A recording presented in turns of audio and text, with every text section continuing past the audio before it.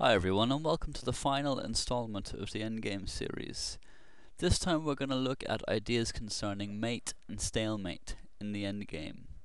Even with the limited amount of pieces left on the board in the endgame, mating threats play a surprisingly large role, which is a fact that's often underestimated.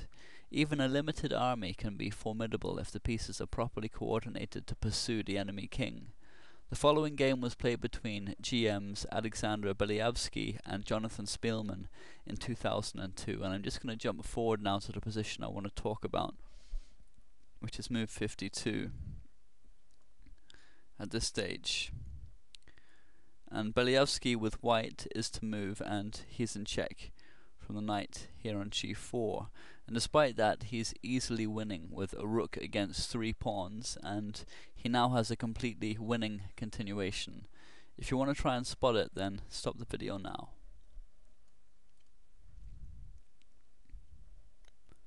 Rook takes g4 check is the move, which in actual fact leads to a forced mate in 11 moves. King takes g4 is the best that black has here, and now comes queen e4 check and king g5. If instead king h3, then it's mate in 2 with bishop f1 check, forcing king h2, and now queen g2 is mate.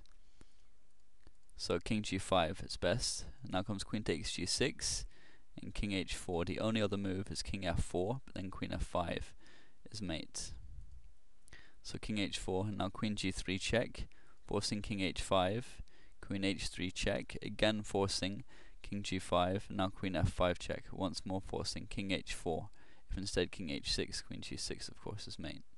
So king h4, now queen f4 check, king h5 is the only move that avoids mate immediately, but now comes the quiet and devastating king g3. And here Spielman resigned, as the mate is unavoidable. The threat is queen h4, which is going to be mate, and against that threat, black is helpless.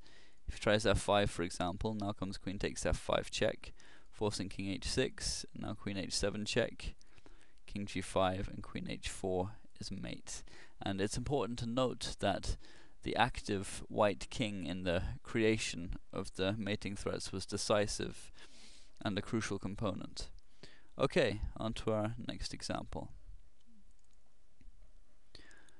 This is taken from a game between the famous Grandmaster rivals Kramnik and Topalov.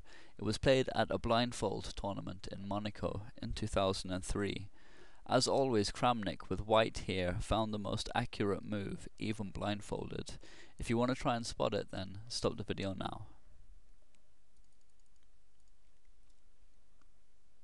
Bishop takes e5 is easily best, although knight takes c6, hoping to exploit the pin after knight takes c6, does look tempting, but it's not as strong, thanks once more to an active king penetration that almost leads to mate by force with the move that Kramnik did choose, with bishop takes e5. So bishop takes b5 check is the only reasonable continuation, because black's d-pawn is pinned, so he can't take the bishop back with it. And after king takes b5, there's rook c5 check, winning back the piece. But now white has king b6, which is the beginning of the decisive king penetration. So rook takes e5, and now rook c1, and white has a big edge over a pawn. Rook takes a5 is the best that black has. If instead h takes g5, white is winning after rook c7 check, with a forced mate, no matter what black plays. For example, king e8, now knight c6, and black has no defense against the threat of rook c8 check, forcing king d7, and then rook d8 is going to be mate. All he can do is give up his rook to delay the mate with rook b5, after which of course the game is lost. So rook takes a5 is the best that he has. And now came rook c7, which is a great move from Kramnik. Simply accepting the exchange is not as strong at all. If king takes a5, now h takes g5, and black's strong central pawns give him a glimmer of hope, although white is of course still better. So rook c7 check. And after king d8, which is effectively the only move because it maintains the piece advantage, if king takes a5, then king takes c7, but now comes rook fc1, and white is completely winning. Rook c5 is how Topalov continued, which is the best move. If instead rook a8, now king b7 attacking the rook.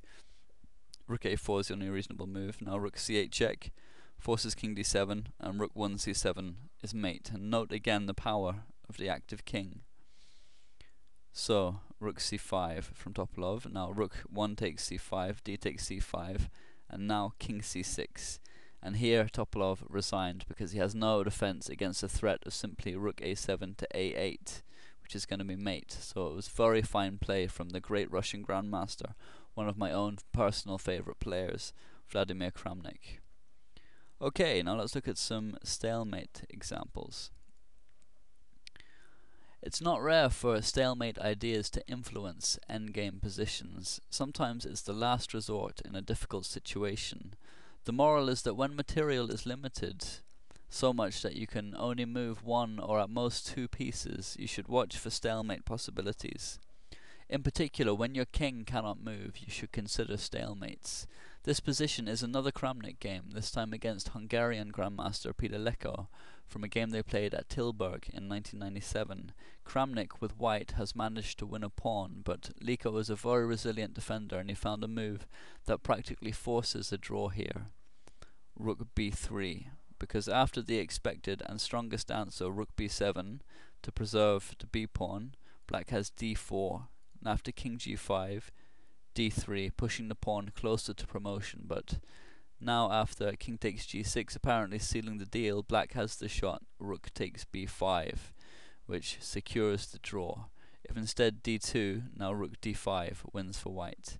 If rook takes d5, then rook b8, rook d8, rook takes d8 is mate.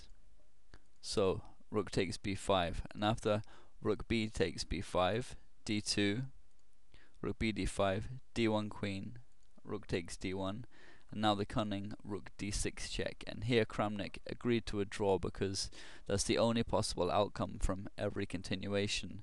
If the rook takes, then it's going to be stalemate. So if instead, for example, king g5, now rook takes d1, and black will have no problem drawing from here. So it's a very nice play from Leko. Okay, on to our final example. This position is taken from a game between Bernstein and the great Vasily Smyslov, who unfortunately passed away recently. He was a brilliant endgame player, but occasionally even he had slips. Playing black here, he's completely winning and has many paths to victory. For example, king e4, rook b4 check, king d5, allowing rook takes f4, because black has rook h1 here, and he wins. For example, rook b4, b2. The only way to stop the black pawn from queening is rook takes b2, but now rook h2 check, and black wins the rook on b2 and the game easily. However, Smyslov got impatient in this initial position, and here played b2, not seeing that white had rook takes b2, and only at this point he must have realized that there was no rook h2 check because of king f3, and if rook takes b2, then it's stalemate.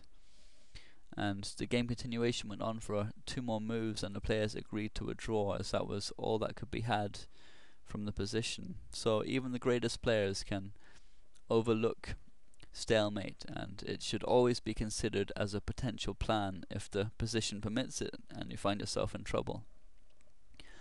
So that concludes this installment and the Endgame series itself. I hope you've enjoyed it, and I hasten to add once more that all of these examples have come from Lars Bo Hansen's excellent book Secrets of Endgame Strategy, which anyone wishing to learn more about endgame strategies should certainly buy.